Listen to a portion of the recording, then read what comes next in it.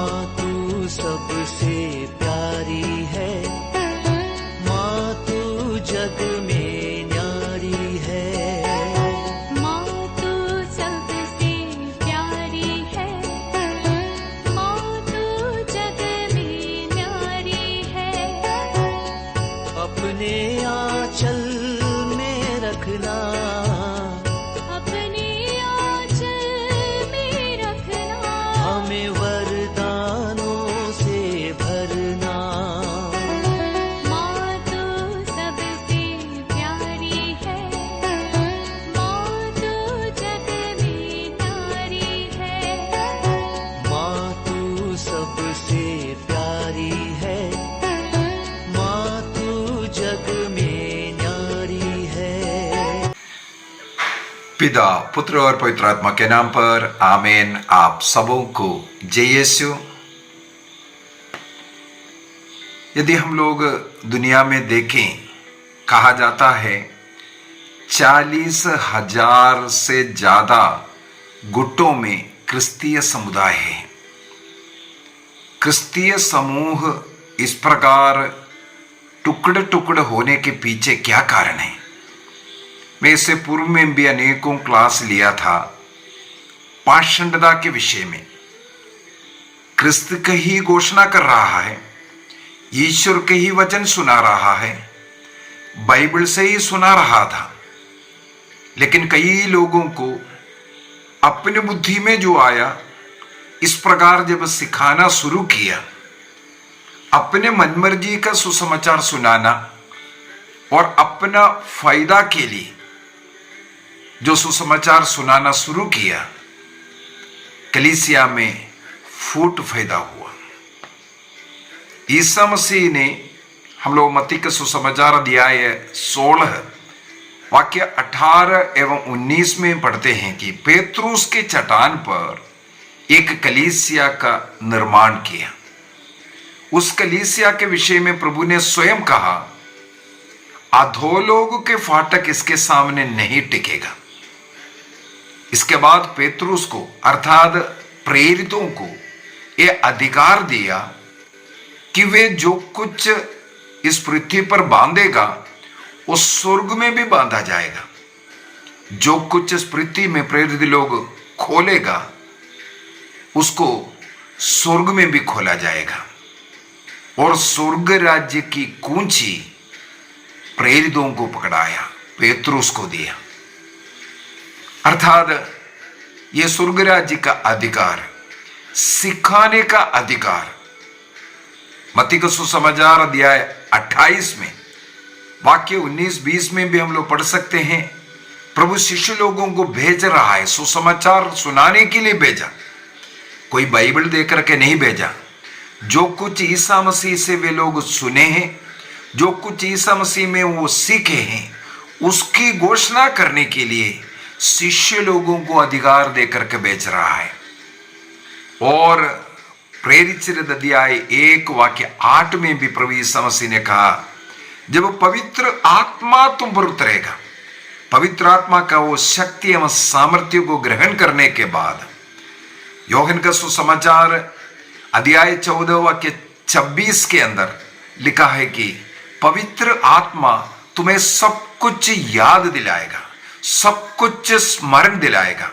जो कुछ मैंने सिखाया, जो कुछ मैंने मुझ में तुम लोगों ने देखा, उन सब का स्मरण दिलाने वाला पवित्र आत्मा, उस पवित्र आत्मा का शक्ति एवं सामर्थ्य तुम जब प्राप्त करोगे, तुम संसार के कोने कोने जाकर, पृथ्वी के कोने में जाकर, यरूशलेम से समारिया, यूदा प्रदेश और अमदीन छोर तक जाकर के प्रभु का साक्षी बनने के लिए भेज रहा है।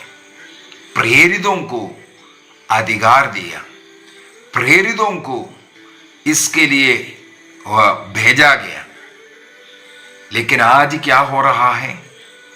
बाइबल की रचना हुआ, कलीसिया ने 73 बाइबलों का 73 पुस्तकों का एक बाइबल दिया, उसको फिर टुकड़ा टुकड़ा कर दिया।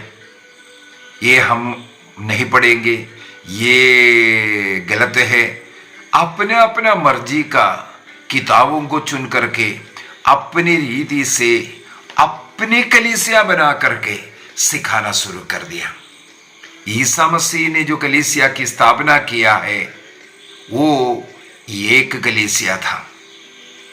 क्या इस संसार में जो कलीसियाएं देख रहा है या आप जिस कलीसिया से जुड़ा है, क्या उस कलीसिया ईसा मसीह के द्वारा स्थापित कलीसिया है?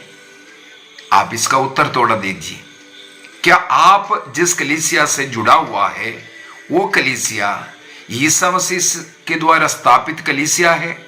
यदि आपको मालूम नहीं है, बाइबल के अनुसार मैं बताकर दूंगा कौन सा कलीसिया ईसा मसीह ने स्थापित किया है। बाइबल के अंदर उसका 4 चिन्ह हम निकाल सकते हैं, 4 स्वभाव हम लोग निकाल सकते हैं। कौन सी कलीसिया ईसा मसीह ने पेतरुस रूपी चट्टान पर निर्माण किया था, जिस कलीसिया का कोने का पत्र स्वयं ईसा मसीह है। अर्थात ईसा मसीह से जुड़े रह करके ईसा मसीह से जो शिक्षा प्राप्त कर, जो सिखाने वाला, जो अधिकार प्राप्त कलीसिया कौन सा है, ये बाइबल के अनुसार सिखाते हैं। यदि इसके अनुसार आपका कलीसिया है तो अवश्य आपका कलीसिया प्रभु ईसा मसीह के द्वारा स्थापित कलीसिया है।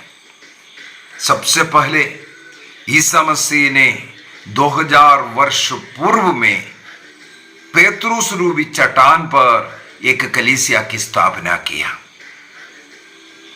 जिस कलीसिया से आप जुड़े हैं उसका स्थापना किसने किया और कब किया, इसको सबसे पहले थोड़ा सोच लीजिए।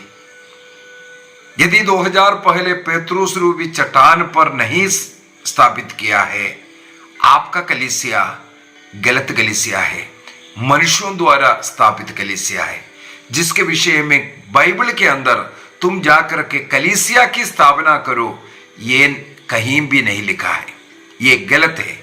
बल्कि बाइबल के अंदर ईसा मसीह ने स्वयं अपने पिता से प्रार्थना करते हुए ये कहा है, योहन का सुसमाचार उसके अध्याय 17 वाक्य 21 में थोड़ा सा पढ़ना चाहूंगा।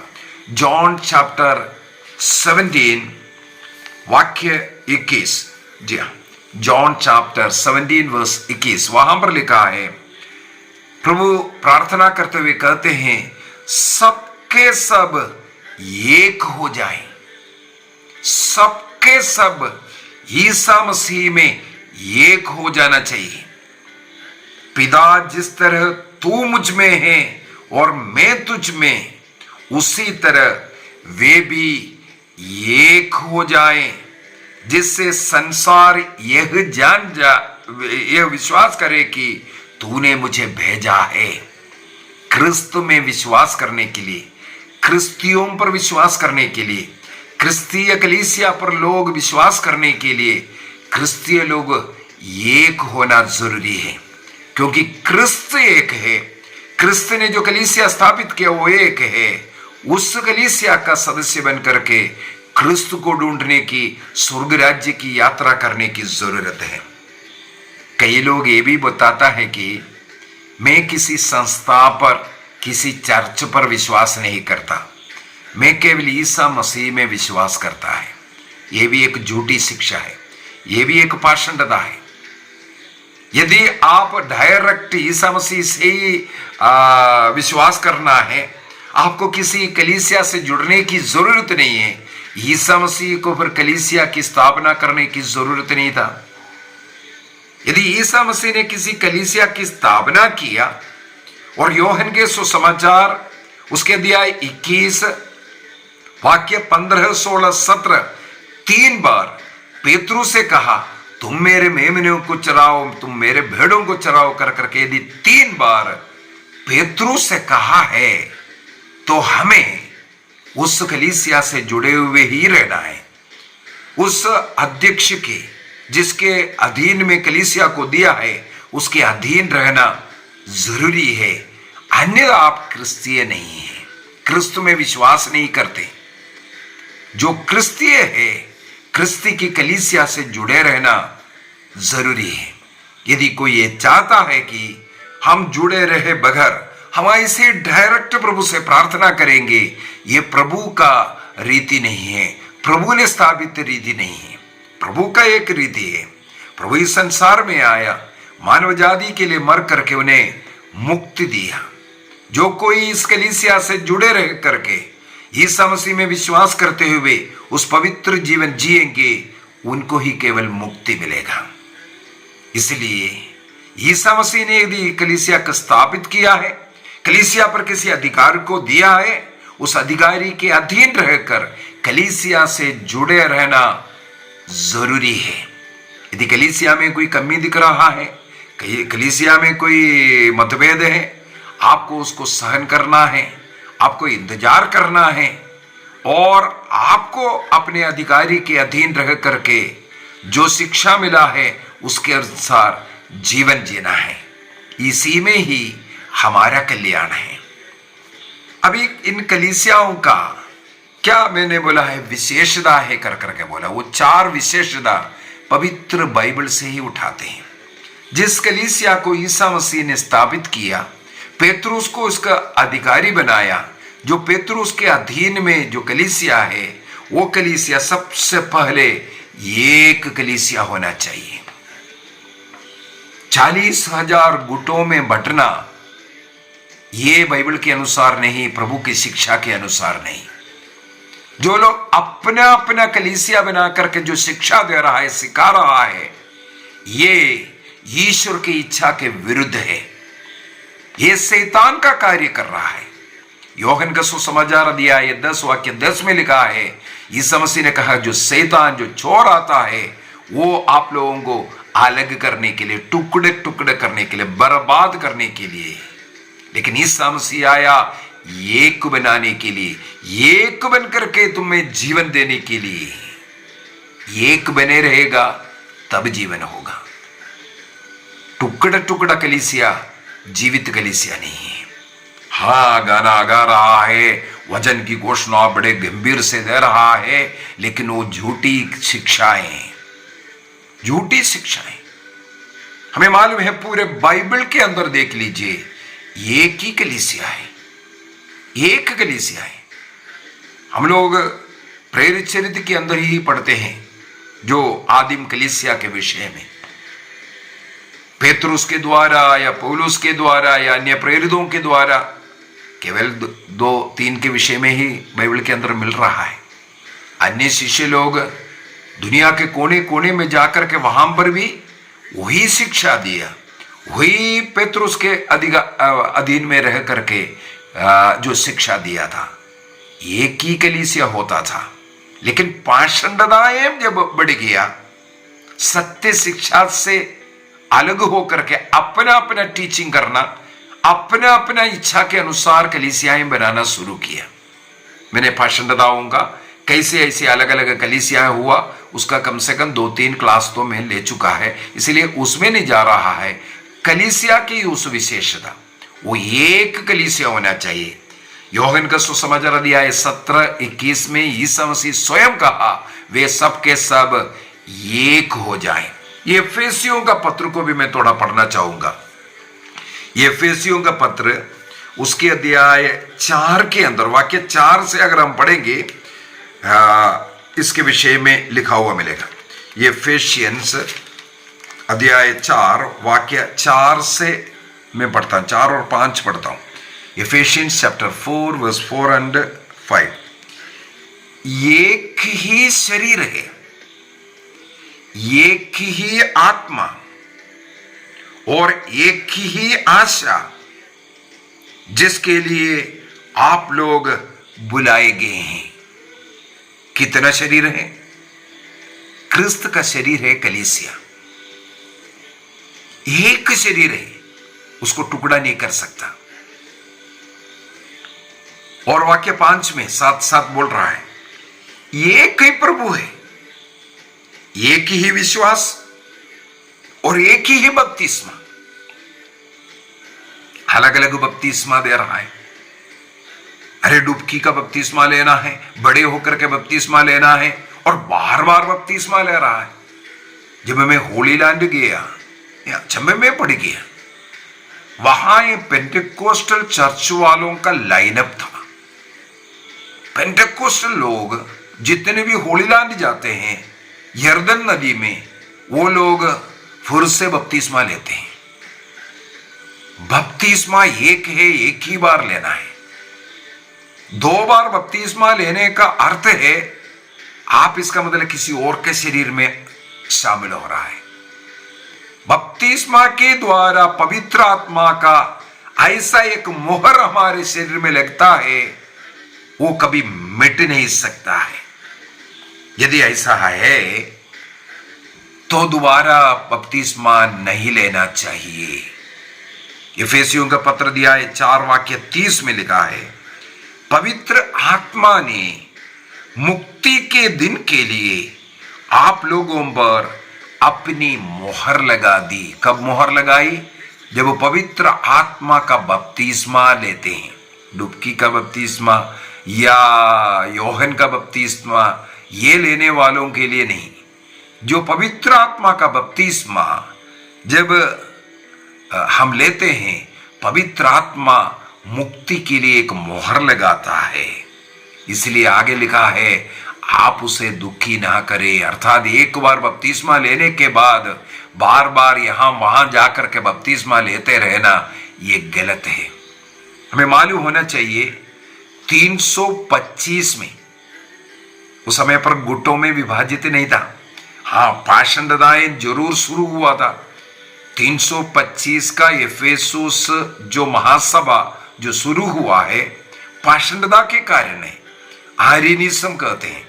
उस आर्यनिज्म के कारण ही 325 में एफेसुस में महासभा बुलाई गई थी। उस महासभा में हम लोग देखते, सॉरी एफेसुस में नहीं, 325 में निसिया में जो जो महासभा शुरू हुआ, उसके अंदर एक निर्णय किया था, केवल बपतिस्मा एक ही बार लेना है, बार बार नहीं लेना, क्योंकि टुकड़ा टुकड़ा करना शुरू हो गया। 334 सदी में ही पाषंडताएं ऐसा बढ़ना शुरू किया, अपना अपना सिखा करके कलीसिया से बाहर जाकर के अपना गुट बनाना शुरू किया। उस 325 के महासभा में कलीसिया ने घोषणा किया एक ही बार बपतिस्मा लेना, क्योंकि बाइबल एक ही बपतिस्मा का अनुमति देता है। तो एक शरीर है, एक आत्मा है, एक आशा है, एक विश्वास है, एक प्रभु है और एक ही बपतिस्मा है। कैथोलिक चर्च ये सिखाता है। तो कलीसिया एक होना चाहिए। अपने नाम से, अपने देश के नाम से, पता नहीं कौन सा नाम से कलीसियाएं शुरू करता है। तो किसी को ऐसा कलीसिया शुरू करने का अनुमति ईश्वर ने नहीं दिया है। दूसरी बात, कैथोलिक कलीसिया का धर्म शिक्षा ग्रंथ 813 से लेकर के 22 तक कैथोलिक की चर्च आधिकारिक रूप से हम लोगों को सिखाते हैं कि कलीसिया केवल एक होना चाहिए। उसका क्या अर्थ है, क्या क्यों एक होना चाहिए, इसका बहुत ही सुंदर तरीके से वहां पर हमें बता कर देता है। एग्जाम्पल लेकर के देता है पवित्र तृत्व का। त्रिएक ईश्वर वो तीन होकर के वो एक बनकर के रहता है, और क्रिस्त ने ये कलीसिया को स्थापित कर करके उस क्रिस्त के जो कोने का पत्र स्वयं बन करके और पवित्र आत्मा के द्वारा इस कलीसिया को चलाता है। इसी के कारण कलीसिया केवल एक होना चाहिए। पवित्र आत्मा जिस कलीसिया को संचालित करता है वो आज 2000 वर्षों से एक ही कलीसिया है। पेत्रुस के उत्तराधिकारी, पोप के अधीन रहने वाला और उनका कहना मान करके वहां रहने वाला उस मसीह रूपी वो कलीसिया से, उनके शरीर से जुड़े रह करके जीने वाले वो कलीसिया एक होना चाहिए। दूसरी बात, एफेसियों का पत्र उसके अध्याय 5 वाक्य 25 और 26 को पढ़ेंगे संत पौलुस विवाह जीवन को कलीसिया, मसीह और कलीसिया के वो जो रिश्ता, उससे जोड़ करके विवाह के विषय में क्लास ले रहा था। तो वहां पर क्या लिखा है उसको मैं पढ़ना चाहूंगा। वहां पर लिखा है, सबसे पहले पतियों, आप अपने पत्नी को उसी तरह प्यार करो जिस तरह मसीह ने कलीसिया को प्यार किया। कैसे प्यार किया? आगे, उन्होंने उसके लिए अपने को अर्पित किया। ईसा मसीह ने जिस कलीसिया के लिए अपने को अर्पित किया, अपना प्राण अर्पित किया, किस लिए अर्पित किया? जिससे वह उसे पवित्र कर सके। ईसा मसीह ने अपने कलीसिया को पवित्र करने के लिए अपना रक्त बहाया, अपना प्राण अर्पित किया। इस प्रकार मसीह ने अपनी कलीसिया को पवित्र करने के कारण कलीसिया पवित्र बनना जरूरी है। कलीसिया प्रभु ईसा मसीह का शरीर है। शरीर का अंग होने के कारण भी ईसा मसीह पवित्र है, इसलिए भी कलीसिया पवित्र है। कैथोलिक कलीसिया का धर्म शिक्षा ग्रंथ 823 से लेकर के 29 तक हम लोग इसके विषय में पढ़ सकते हैं और अधिक ज्यादा सीख भी सकते हैं। पेतरुस का पहला पत्र अध्याय 2 वाक्य 9 को भी पढ़ लेते हैं। 1 पीटर चैप्टर 2 वर्स 9, वहां पर संत पेतरुस लिखते हैं, परंतु आप लोग चुने हुए वंश, राजकीय वंश वर्ग, पवित्र राष्ट्र तथा ईश्वर की निजी प्रजा है। हम लोग पवित्र राष्ट्र है, हम लोग चुने हुए लोग हैं, राजकीय याजक वर्ग है, ईश्वर के निजी प्रजा है। प्रभु से जुड़े रहने के कारण पेतरुस यहां पर लिखा है, हम लोग पवित्र राष्ट्र है। इसका मतलब कलीसिया पवित्र होना जरूरी है।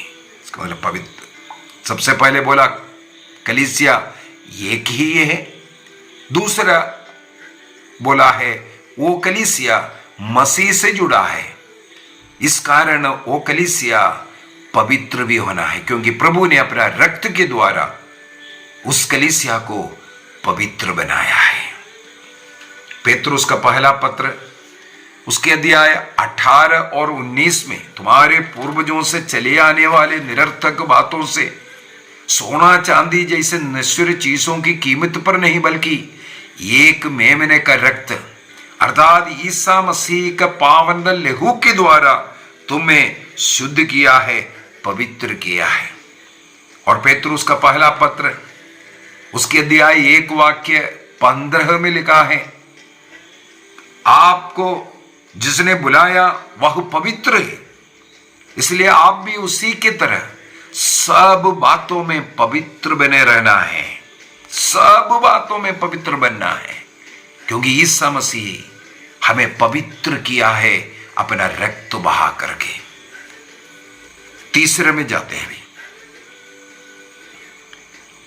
कलीसिया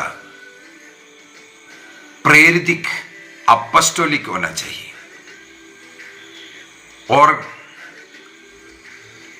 एफेसियों का पत्र उसके अध्याय 2 वाक्य 20, मत्ती का सुसमाचार अध्याय 16, 18 और 19 को हम लोगों ने मनन चिंतन कर चुका है। ईसा मसीह ने कलीसिया स्थापित किया था पेतरुस रूपी चट्टान पर और उसका अधिकारी बनाया।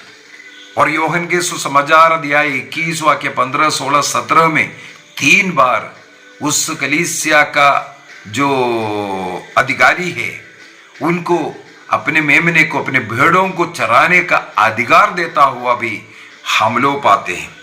अब एफेसियों का पत्र उसके अध्याय 2 वाक्य 20 के अंदर संत पौलुस लिखते हैं कि आप लोगों का निर्माण उस भवन के रूप में हुआ है जो प्रेरितों तथा नबियों के नींव पर खड़ा है। इसका मतलब वो एक भवन के समान प्रेरितों एवं नबियों के नींव पर ईसा मसीह ने इस कलीसिया का निर्माण किया है। और इसका बाद आगे लिखा है, जिसका कोने का पत्थर स्वयं ईसा मसीह है। जिस कलीसिया का कोने का पत्थर ईसा मसीह है, और उस कलीसिया को प्रेरितों के उस क्या बोलता है, प्रेरितों और नबियों पर उनके नींव पर उसको खड़ा किया हुआ है। उस साथ ही साथ यदि हम लोग प्रकाशना ग्रंथ अध्याय 21 का वाक्य 14 को पढ़ेंगे, वहां पर भी ऐसा ही हम लोगों को पढ़ने के लिए मिलेगा। प्रकाशना ग्रंथ रेवलेशन चैप्टर 21 वर्स 14, वहां पर लिखा है, नगर की दीवार नींव के 12 पत्थरों पर खड़ी थी। ये नवीन यरूशलेम कलीसिया का एक रूप के विषय में यहां पर बता रहा है। योहन को दर्शन मिल रहा है, जो नवीन यरूशलेम उस कलीसिया का, जो मेमने के विवाहोत्सव में जो स्वर्ग में प्रवेश जिसको मिला, वहां का उस यरूशलेम, नवीन यरूशलेम का वो जो नगर है, उसका नींव 12 पत्थरों पर खड़े हैं।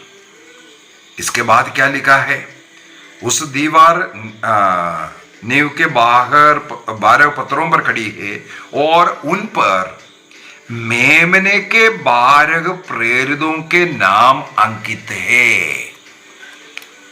ईसा मसीह के 12 शिष्यों का, प्रेरितों का नाम उस पर अंकित है। इसलिए कहते हैं, जो कलीसिया ईसा मसीह ने जो निर्माण किया है, सृष्टि किया है, वो कलीसिया प्रेरित की कलीसिया होना जरूरी है।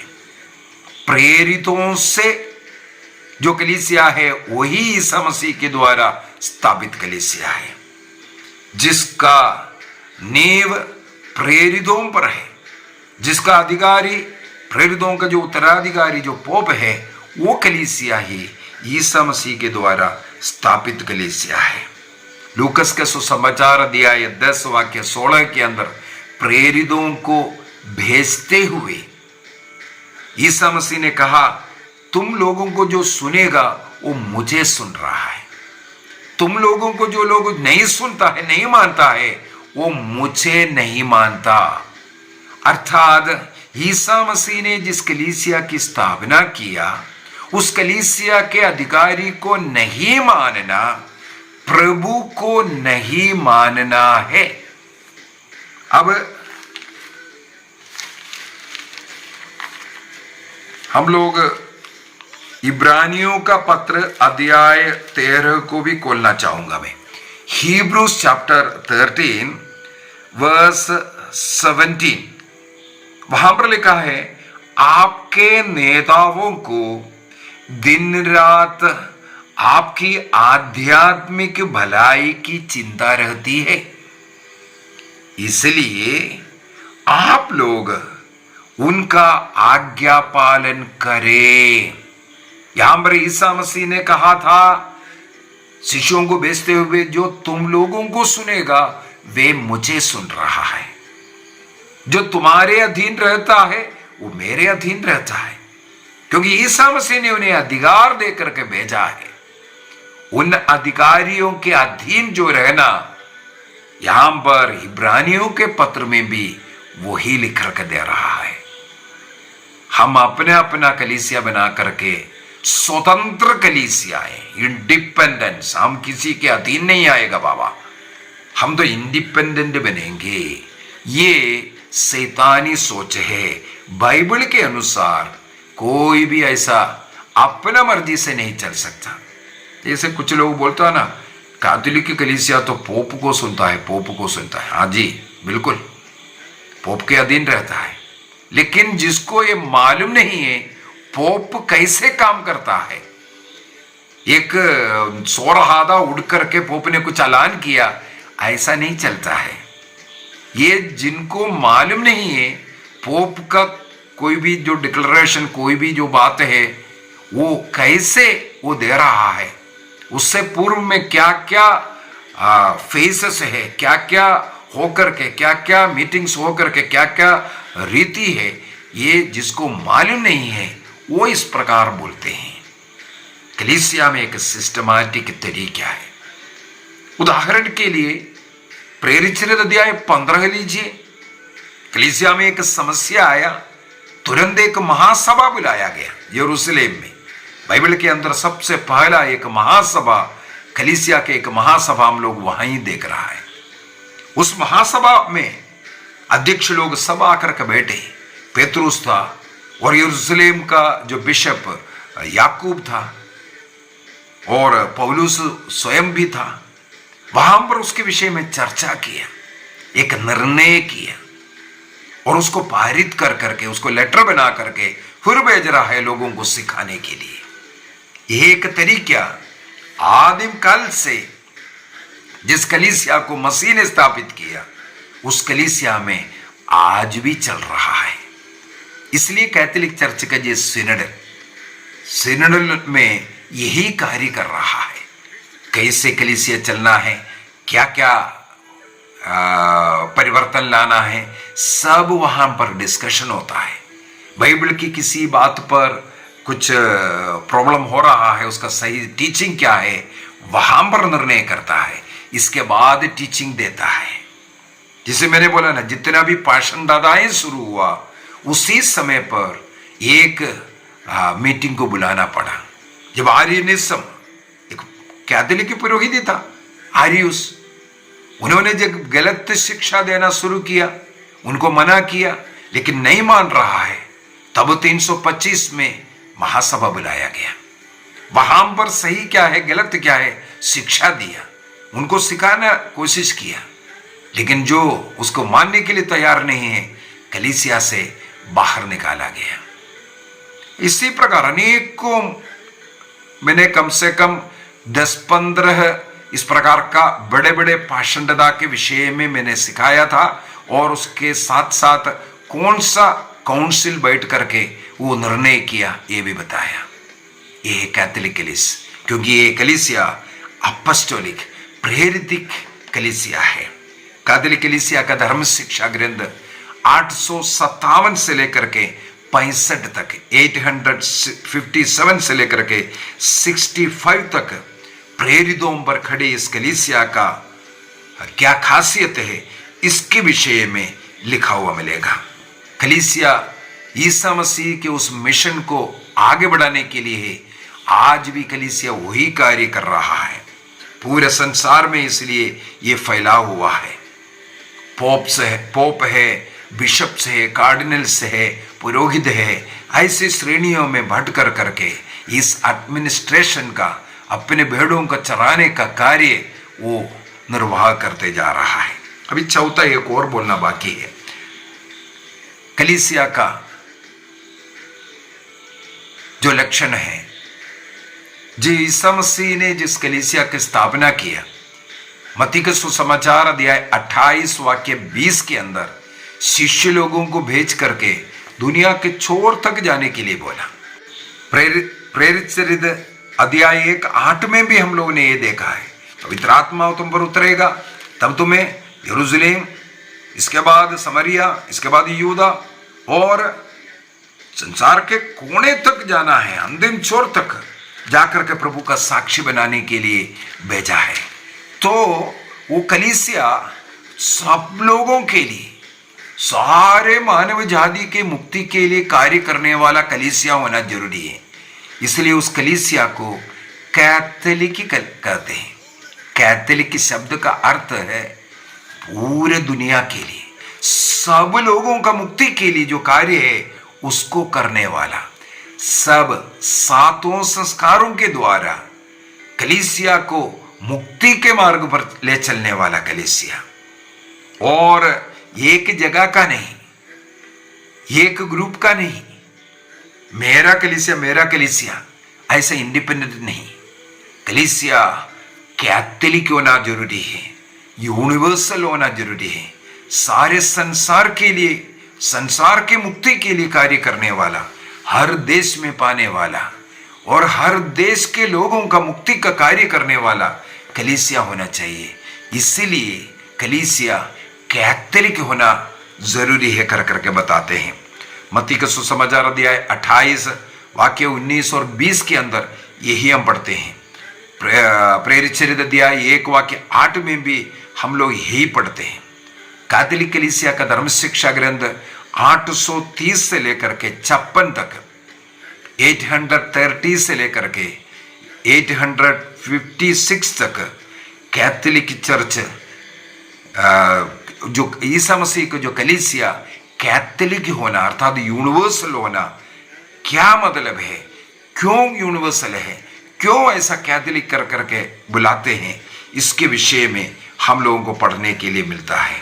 ईसा मसीह ने लोगों को, अपने प्रेरितों को भेजा है सब लोगों के लिए, सारे संसार के उद्धार का कार्य करने के लिए। तो वो एक कलीसिया वो है प्रभु ईसा मसीह का द्वारा स्थापित कलीसिया। तो आज के क्लास में हम लोगों ने देखा कलीसिया सबसे पहले एक होना चाहिए, वो कलीसिया पवित्र कलीसिया होना चाहिए, वो कलीसिया प्रेरित की कलीसिया होना चाहिए, वो कलीसिया कैथोलिक होना जरूरी है। अभी हम लोगों को हमारे अंतःकरण को जांच करके देखना, मैं जिस कलीसिया में है उस कलीसिया का क्या क्या खूबियां हैं। क्या ये चारों बात जो बाइबल के अनुसार हम लोगों ने देखा है, ईसा मसीह के द्वारा स्थापित कलीसिया, जो ईश्वर की इच्छा के अनुसार जो कलीसिया होना चाहिए, ये कलीसिया है। एकमात्र कलीसिया, पवित्र कलीसिया, प्रेरित कलीसिया और यूनिवर्सल कैथोलिक चर्च होना जरूरी है। आइए हम अपनी आंखें बंद करें, निर्णय करें। ऐसा जो व्यक्तियों के द्वारा जो कलीसिया बनाया है, उस कलीसिया से हमें दूर होना है, क्योंकि वो प्रभु की इच्छा के विरुद्ध है। वो किसी मनुष्य के आग्रह पर, शैतान की इच्छा पर बनाया हुआ है। प्रभु ईसा मसीह ने भेजा है संसार के कोने कोने पर जाओ। पेतरुस गया, अन्य शिष्य लोग गया। ईसा मसीह ने पौलुस को सुना, पौलुस भी गया, अनेकों जगहों पर चर्चस बनाया। कुरिन्थ में बनाया, रोम में बनाया, गलातिया में बनाया, एफेसुस में बनाया, थेसलोनिया में बनाया। इस प्रकार हम लोग देखते हैं उनको लिखा हुआ पत्र के द्वारा वहां पौलुस के द्वारा कलीसियाएं बनाए। लेकिन वो कलीसिया ये एक कलीसिया है, कैथोलिक कलीसिया है। जो ईसा मसीह ने जो बनाया कलीसिया से जुड़ा हुआ कलीसिया, वही शिक्षा देने वाला कलीसिया। कोई अलग भिन्न सुसमाचार वहां नहीं सुनाया जाता है। उसी प्रकार प्रकाशना ग्रंथ अध्याय 1 से लेकर के 3 तक हम लोग पढ़ते हैं। वहां पर भी एशिया माइनर के 7 कलीसियाओं के विषय में, एशिया माइनर के उस 7 कलीसियाओं के लिए प्रभु ईसा मसीह ने पत्र लिखवाया। कौन? योहन प्रेरित। उस समय पर वो वहां उपस्थित है, वो उनका परिचित कलीसिया है। उन कलीसिया सारे संसार के यूनिवर्सल कलीसिया का एक रिप्रेजेंटेट कर रहा है। वहां पर हम लोग एक प्रेरित को, संत योहन को हम पाते हैं। इसका मतलब कलीसिया प्रेरित कलीसिया होना जरूरी है। अब मन चिंतन कीजिए, मैं जिस कलीसिया से जुड़ा हूं, क्यों कलीसिया ईसा मसीह के द्वारा स्थापित हो एकमात्र कलीसिया जो 2000 पहले पेतरुस के चट्टान पर, और जिस कलीसिया का कोना का पत्र ईसा मसीह स्वयं है, वो कलीसिया में है। मेरे कलीसिया का स्थापना किसने किया? ईश्वर ने या मनुष्य ने? कब किया था? थोड़ा जांच करके देखिए। जिस कलीसिया से मैं जुड़ा हूं, वो कलीसिया किसका कलीसिया है? प्रभु का कलीसिया या मनुष्य की कलीसिया? प्रभु की योजना के विरुद्ध हम अपना कलीसिया नहीं चलाना है। निर्णय कीजिए, निर्णय कीजिए। प्रभु चाहते हैं सबके सब एक हो जाएं। फूट शैतान का है, यदि आज 40,000 गुटों में अपना अपना कलीसिया पकड़ करके बैठने वाला है, अपना अपना दुकान खोल करके बैठा है, इसका कारण है शैतान। हमें शैतान को हराना है। हम जय यीशु कहते हैं, यीशु को विजय देना है। एक हो करके सत्य कलीसिया के साथ जुड़ करके निर्णय कीजिए। प्रभु हम सबों को आशीष प्रदान करे, पिता, पुत्र और पवित्र आत्मा के नाम पर आमीन। आप सबों को जय यीशु।